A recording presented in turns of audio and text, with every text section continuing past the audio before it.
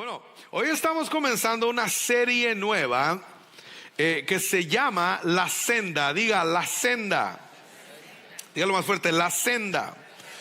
Durante estas próximas semanas vamos a caminar juntos por la senda más importante de la historia.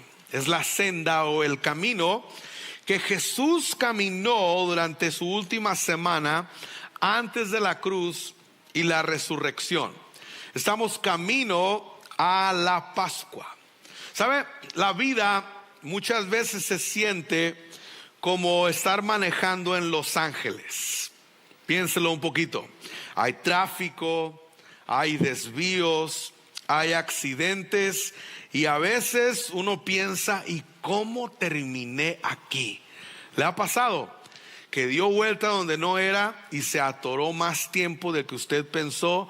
Porque en Los Ángeles cada día hay más tráfico, más desvíos, especialmente ahorita que están arreglando tantas calles porque se acerca el mundial. ¿A quién le gusta el fútbol? Se acerca el mundial, sí. Y se acerca, no sé a qué horas van a ser los partidos, pero si hay un partido a la hora del servicio, a lo mejor tenemos alabanza y vemos el partido después. Vamos a ver, ¿sí? Están arreglando para el mundial y están arreglando para las olimpiadas, que es en 2 años, en 2028 aquí en Los Ángeles. Entonces hay muchos desvíos en todos lados y a veces nos metemos en calles que uno dice, no, ¿por qué terminé aquí de repente y me atoré más tiempo del que pensé? Y sabe, la vida también es una senda y todos estamos caminando hacia algún destino. Las decisiones que tomamos nos llevan a algún destino. Estaba escribiendo mi mensaje y me acordé de algunas calles muy famosas en nuestra ciudad. Levante la mano si usted ha estado en alguna de estas calles. La calle Olvera. ¿Alguien? Sí. ¿Qué tal? César Chávez Boulevard, Martin Luther King Jr. Boulevard, los callejones de Los Ángeles. Se fue a comprar unos tenis en lugar de Nike son Mike. Sí.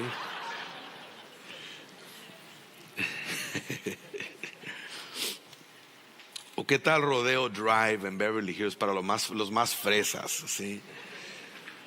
Hay calles famosas y nos acordamos de las sendas. Pero estas semanas vamos a hablar acerca de la senda que Jesús tomó. Hay una senda muy famosa en Jerusalén que se llama la senda o la vía dolorosa. Es el camino que Jesús caminó hacia la cruz. Y otra vez, la vida es una senda. Y hay momentos importantes en la senda que usted y yo caminamos. Por ejemplo, está el camino hacia el matrimonio.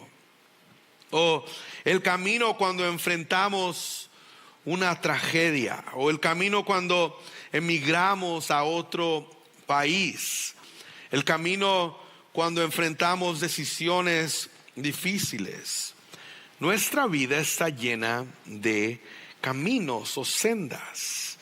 Y hay una pregunta muy importante que quiero que usted se haga hoy. ¿Hacia dónde me está llevando mi senda? Porque todos queremos llegar a algún destino, ¿sí o no? Usted toma un camino porque tiene un destino. Mi destino o el camino al que yo voy constantemente es: quiero llegar y quiero tener un buen matrimonio. Si usted está casado, ese es un anhelo de todos los que estamos casados, ¿sí? Queremos dejar un legado o queremos hacer algo bueno en la vida, algo bueno en nuestra vida.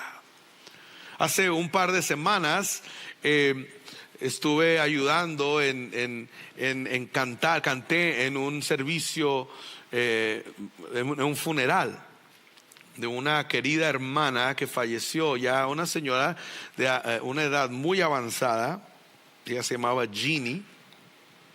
Y Jeannie, cada vez que teníamos reuniones bilingües aquí en Church on the Way, ella siempre se sentaba lo más cerca que podía. Y siempre tomaba la oportunidad para encontrarme afuera en el patio y decirme: gracias por hacer cosas en los dos idiomas.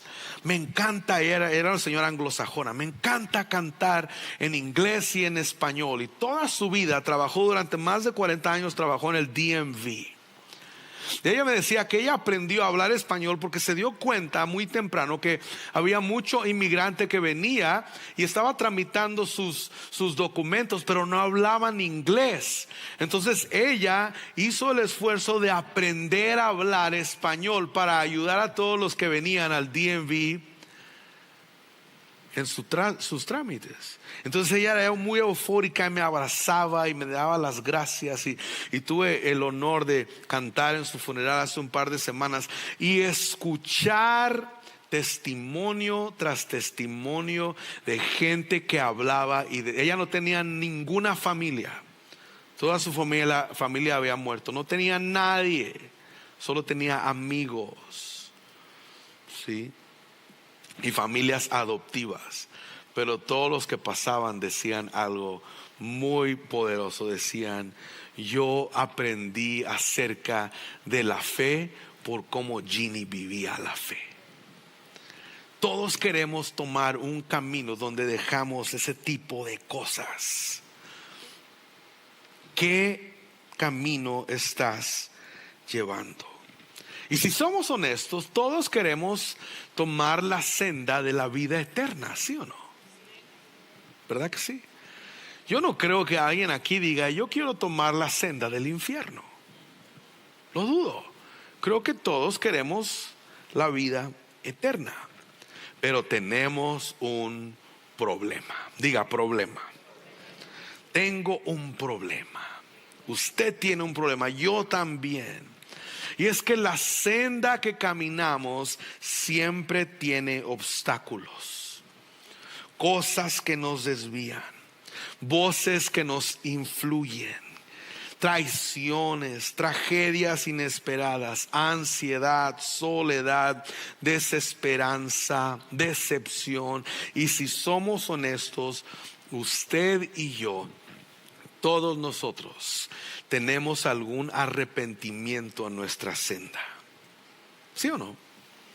Tal vez has dicho cosas como: nunca debí haber escuchado a esa persona, o perdí demasiado tiempo, o permití que lo que otros dijeran definiera mi vida. Algún momento en nuestra historia donde una vez hemos dicho: si tan solo pudiera regresar el tiempo, habría tomado otra decisión. ¿Verdad que sí? Todos tenemos ese tipo de conflictos o tensiones. Y ¿sabe qué? Lamentablemente no podemos regresar el tiempo, pero sí podemos redirigir nuestra senda. Y Jesús nos enseña cómo caminar la senda correcta. Porque lo que Él experimentó en los días antes de la cruz son cosas similares a las que usted y yo enfrentamos. Entonces, durante esta serie vamos a ver lo que Jesús se enfrentó, o los encuentros que Jesús tuvo camino a la cruz y a la resurrección. Los obstáculos, la traición, la injusticia, el abandono, la muerte. Y veremos cómo Jesús se enfrentó a esos obstáculos sin desviarse de su propósito. Permítame orar antes de seguir adelante. Señor Jesús, disponemos nuestra vida, nuestra mente, nuestro espíritu, todo nuestro ser para escuchar tu palabra. Señor, estoy consciente que nadie aquí necesita escuchar mis palabras, sino necesitamos escuchar tu palabra. En el nombre de Jesús. Amén.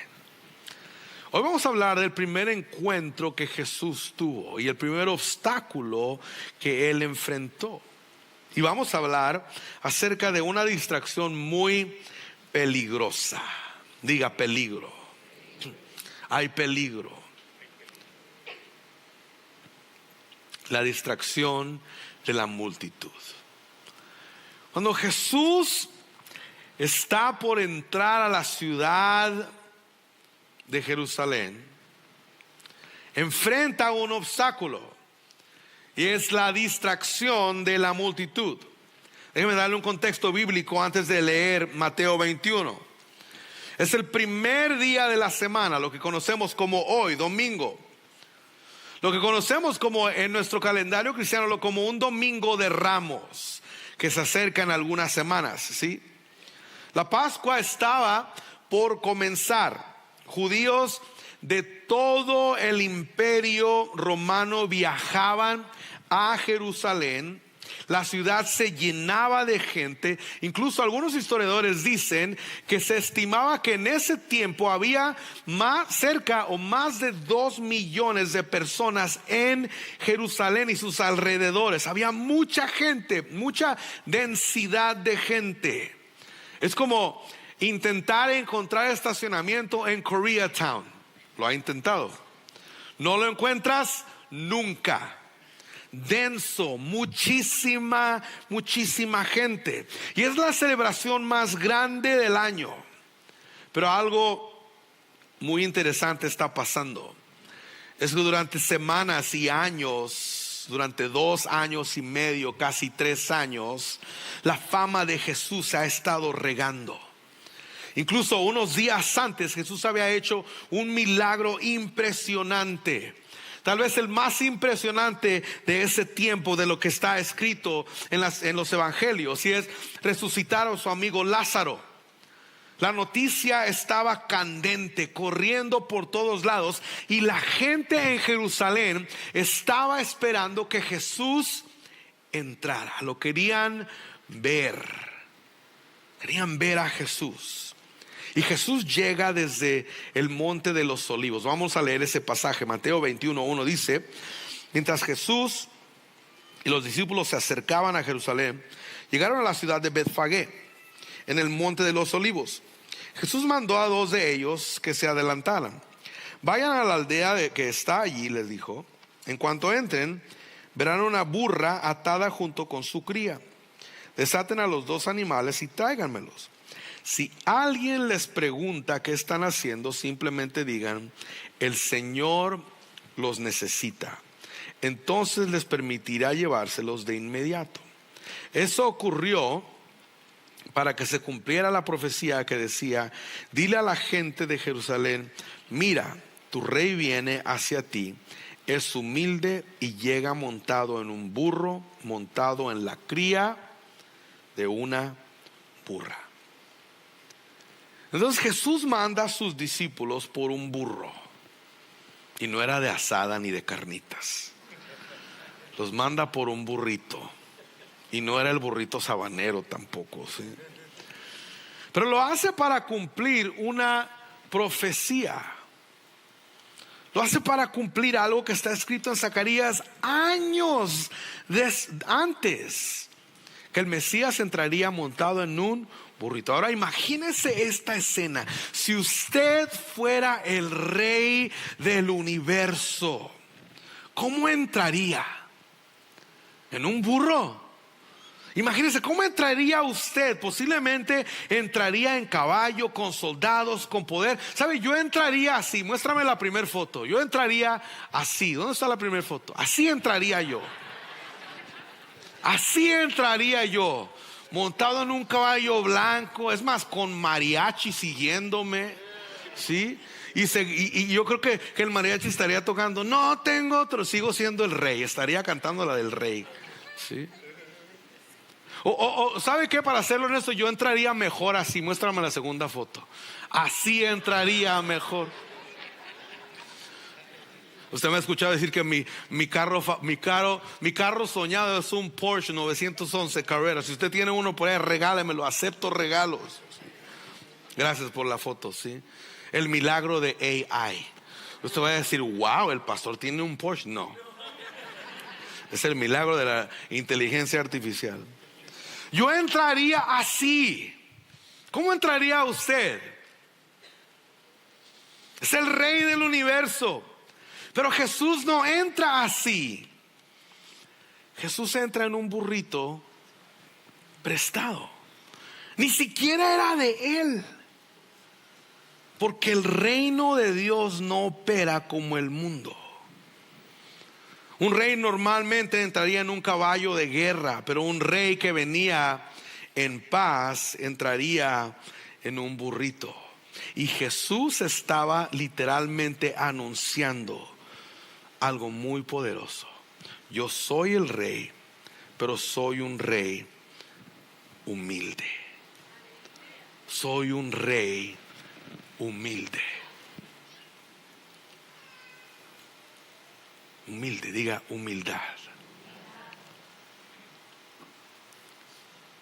Jesús entra montado en un burro prestado. Y ahora veamos la reacción de la multitud. Mateo 21:8 dice: había mucha gente que tendía sus mantos sobre el camino. Otros cortaban ramas de los árboles y las esparcían en el camino. Tanto la gente que iba delante de él como la que iba detrás gritaba: Hosana al hijo de David. Bendito el que viene en el nombre del Señor. Hosana en las alturas. Cuando Jesús entró en Jerusalén, toda la ciudad se conmovió. ¿Quién es este?, preguntaban. Este es el profeta Jesús de Nazaret de Galilea, contestaba la gente. La gente reaccionó en fiesta. Otra versión dice que los niños y los jóvenes corrían por todos lados gritando: Hosana al hijo de David. Y los religiosos querían: cállenlos, mándenlos callar, cállenlos. Y la gente reaccionaba porque lo esperaban. Y comienzan a tirar sus mantos al piso para que él camine montado en ese burro, sobre esos mantos, esas ropas. Las palmeras o las hojas, ramas de palma. La multitud estaba emocionada y gritaban: sálvanos. Eso significa Hosana, sálvanos.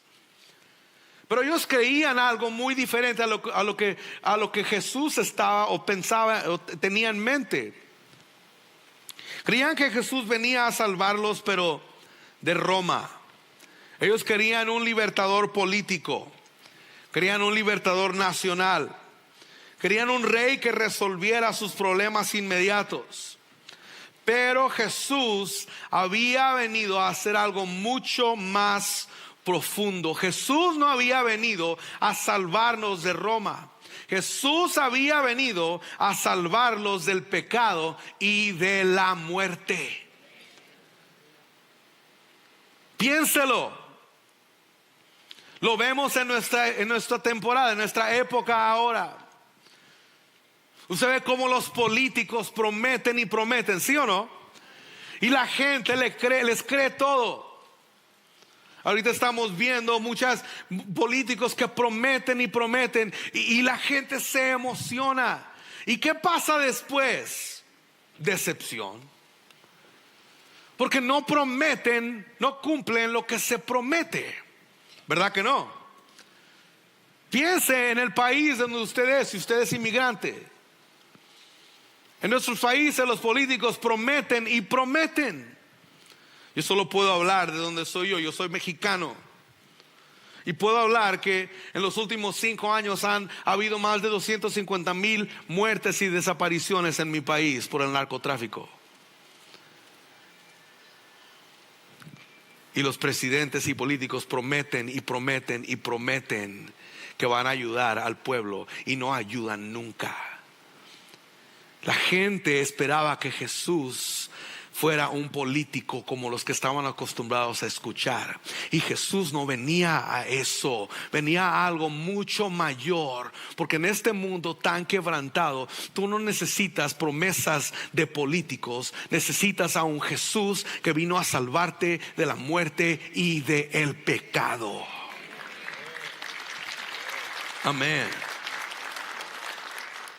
Entonces, número 1, si está tomando notas, la multitud siempre tiene expectativas equivocadas.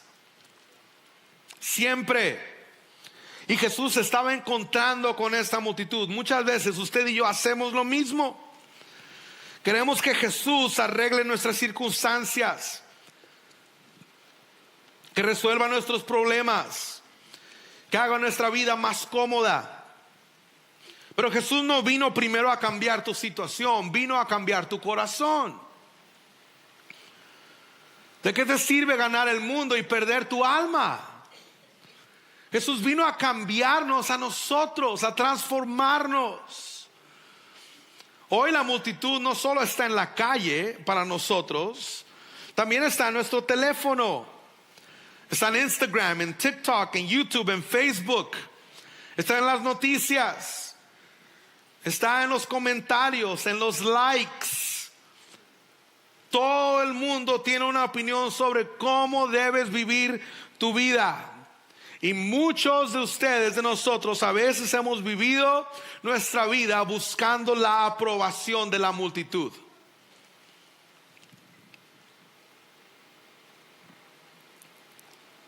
En inglés hay una expresión de people pleaser. Hay gente que vive su vida complaciendo a la gente. ¿Cómo complaces a la multitud? Y el problema de la multitud es que siempre tienen expectativas equivocadas. El problema de la multitud alrededor de Jesús es que ellos querían algo bueno. Diga bueno. Querían libertad de la opresión romana.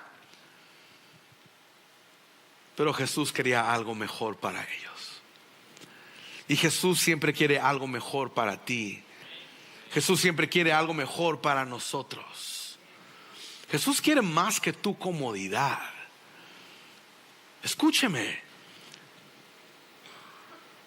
La comodidad es un mal maestro. Piénselo.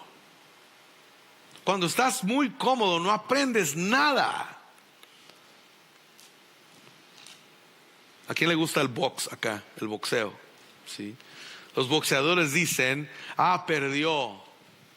Era muy aguerrido, pero perdió porque tuvo unas buenas victorias y ya usaba pijama de seda. La comodidad y la prosperidad no te enseñan mucho.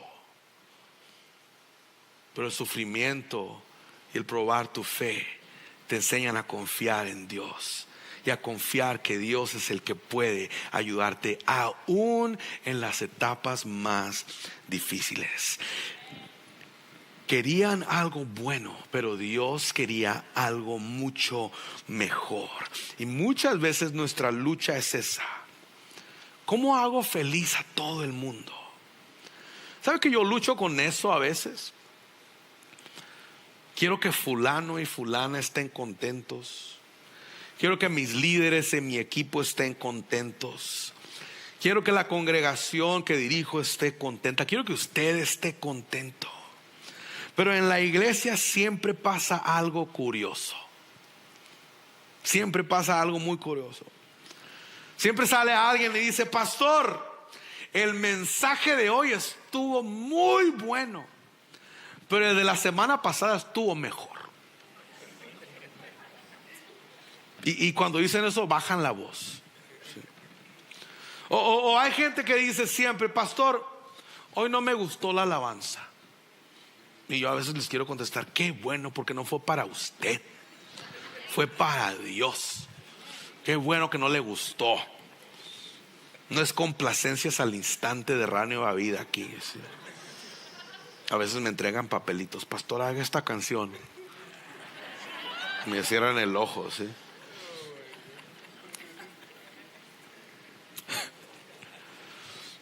O dicen cosas: pastor, hoy no me gustó el mensaje, como que le falló. Y yo: como Dios te bendiga, hermano. Sí. Paciencia, Padre. Entonces, ¿sabe qué? Aprendí algo.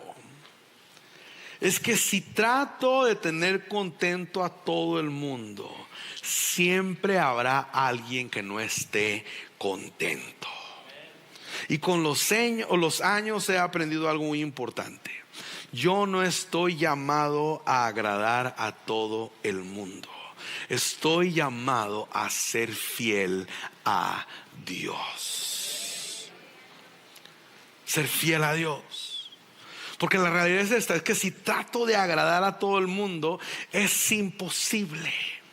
Eso me recuerda a una historia que escuché una vez. Estaban un papá y un niño caminando hacia el pueblo y llevaban al burrito, y el papá y los niños iban caminando y llevaban jalando al burrito, y alguien los ve y dicen: qué tontos, tienen un burro, súbanse al burro. Y el Señor dice: sí, es cierto. Y se subió el Señor, y ahí va el niño jalando al burro y a su papá, ¿sí? Y después alguien los vio. ¿Qué padre tan malo? ¿Por qué está caminando el niño? Suba al niño. Y se bajó el papá, y ahí va el niño trepado y el papá jalando. Si es cierto. Y después alguien vio pero ¿por qué están caminando? ¿Qué niño tan interesado? ¿Por qué permites que tu papá camine? Y se subieron los dos al burro, y ahí van los dos en el burro. Y después alguien los dio y que pobre burro, tanto peso. Y pues se voltearon a ver y se bajaron. Y cuando llegaron al pueblo, ya llevaban ellos al burro cargado, ¿sí? Y así nos pasa. A veces cargamos burros que no tenemos que cargar. No voltee a ver a nadie que está a su lado, por favor.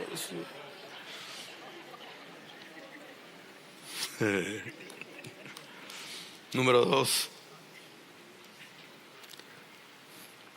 La multitud es inconstante. Siempre tienen expectativas diferentes, equivocadas, y la multitud es inconstante. Pero Jesús nos enseña un principio poderoso. Nos enseña, número 3, a vivir para agradar a uno. Nos enseña para vivir a agradar a uno. Diga uno. Uno. Jesús nos enseña que Él estaba interesado en agradar a Dios. Ese uno no eres tú. La gente no es ese uno, es Dios. Jesús solo estaba interesado en agradar al Padre. No se impresiona por los aplausos y los alaridos de la gente. No se desvía por su popularidad. Solo quería cumplir con la voluntad del Padre. Mira lo que dice Proverbios 29:25. El temor a la gente es una trampa peligrosa, pero confiar en el Señor trae seguridad.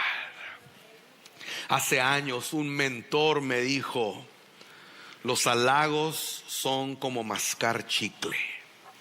Disfrútalos, pero no te los tragues.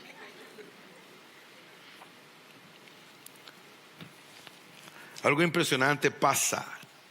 Imagine la escena. Mientras la multitud grita, porque lo están esperando, saben que Jesús viene. Hay miles celebrando, palmas en el aire, gritos, fiesta. Y en medio de todo eso, Jesús empieza a llorar. Mira lo que dice Lucas 19:41. Jesús vio la ciudad delante de él y comenzó a llorar, diciendo: cómo quisiera que hoy tú, entre todos los pueblos, entendieras el camino de la paz. Pero ahora es demasiado tarde, y la paz está oculta a tus ojos. No pasará mucho tiempo antes de que tus enemigos construyan murallas que te rodean y te encierren por todos lados. Te aplastarán contra el suelo, y a tus hijos contigo. Tus enemigos no dejarán una sola piedra en su lugar, porque no reconociste cuando Dios te visitó. Levante su mano derecha conmigo y diga, haga esta oración conmigo. Diga: Señor Jesús, ayúdame a reconocer cuando tú me visitas. Amén. Jesús se pone a llorar porque ellos no entendían quién realmente era. Jesús se pone a llorar porque él entendía que la destrucción vendría. Jesús se pone a llorar porque ellos están esperando o esperan algo diferente a lo que él venía a hacer. Él sabía lo que necesitaban, y mientras todos celebraban, Jesús estaba pensando en salvarlos. Y aquí está lo impresionante en este relato. Es que mientras muchos gritan, Hosana al Hijo de David, Hosana en las alturas, y corren por todos lados y celebran que ese es el que resucitó a Lázaro, ese es el que le dio vista a los ciegos, es el que levantó a los paralíticos, es el que sanó a los leprosos. Esa misma gente que le alababa y le bendecía, esa misma gente solamente días después eran los mismos que gritarían: crucifíquenle. La gente siempre cambia de parecer. Nunca vas a poder agradar a todo el mundo. Pero Jesús estaba enfocado en agradar a uno, y ese uno es Dios.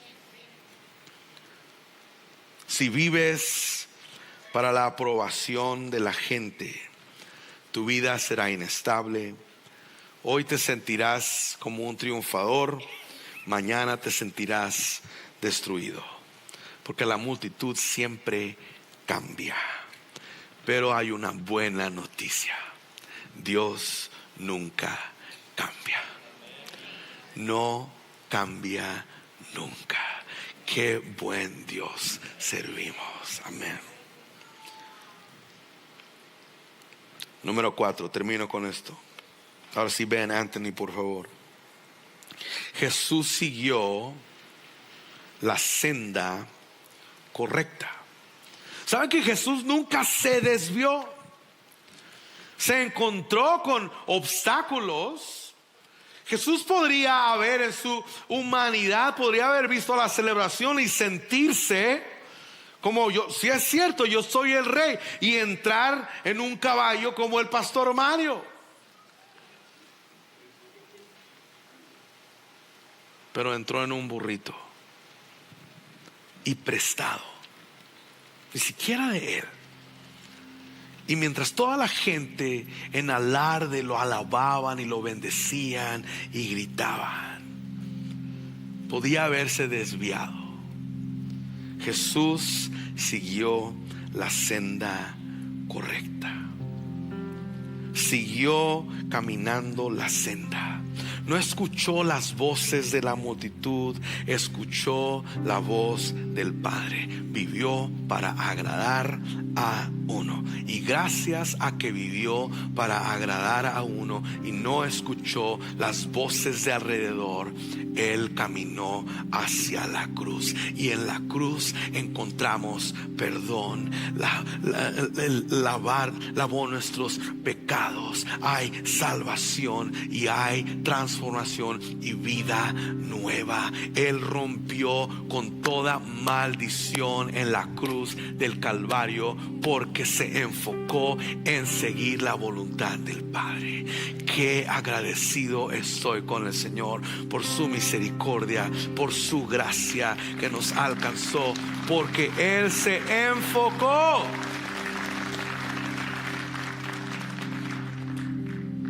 en fijar su vista en Dios.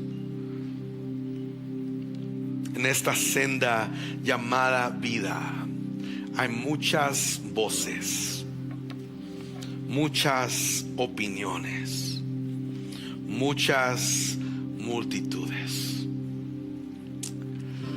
Pero lo más importante no es las opiniones o las voces, sino es a quién sigues en la senda que estás caminando. Si escuchas las voces, hay obstáculos, te vas a perder. Si escuchas a Jesús y sigues a Cristo, encontrarás vida, vida en abundancia, y últimamente encontrarás vida eterna.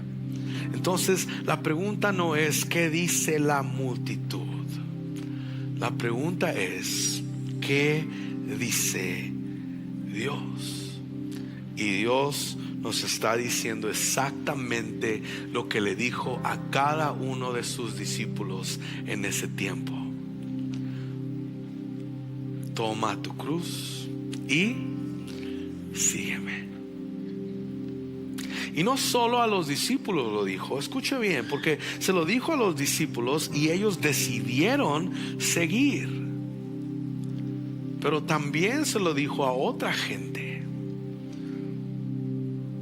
Al joven rico se le acerca y le dice: ¿qué debo hacer para ser salvo? Ama al Señor con todo tu corazón, con toda tu mente, con todas tus fuerzas, con todo tu espíritu, y ama a tu prójimo como a ti mismo. Y el joven rico dijo: ya lo hice. Ok, entonces vende todo lo que tienes y dalo a los pobres y sígueme. La escritura nos dice que este joven se dio la vuelta, se entristeció, y Jesús siguió su camino. Jesús no nos ruega, Jesús nos dice: sígueme. La decisión está en ti. Y si quieres seguir a Jesús hoy, necesitas tomar esa decisión. ¿Qué senda estás caminando? La senda de la vida eterna, que es angosta, o la senda que lleva a la muerte eterna, que es muy ancha y muy fácil de caminar. Incline su rostro, por favor. Si usted está aquí o me está viendo en línea y usted quiere tomar la senda de la vida eterna y seguir a Jesucristo, hoy Jesucristo dice: sígueme. Usted necesita decidir seguir a Jesús. Si usted quiere decidir seguir a Jesús, levante su mano. Yo quiero orar por usted. Que Dios le bendiga. Dios le bendiga. Dios le bendiga. Dios le bendiga. Dios les bendiga. Dios te bendiga. Dios te bendiga. Hay varias manos en todo el salón. Mantenga su mano levantada. Dios te bendiga. Dios te bendiga. Dios te bendiga. Dios te bendiga. Hay gente que está diciendo hoy seguir a Jesús. La invitación es para todos, no solo para unos. Pero no todos deciden seguir a Jesús. Pero si decides seguir a Jesús, Jesús promete que Él te da la vida eterna, el perdón de nuestros pecados.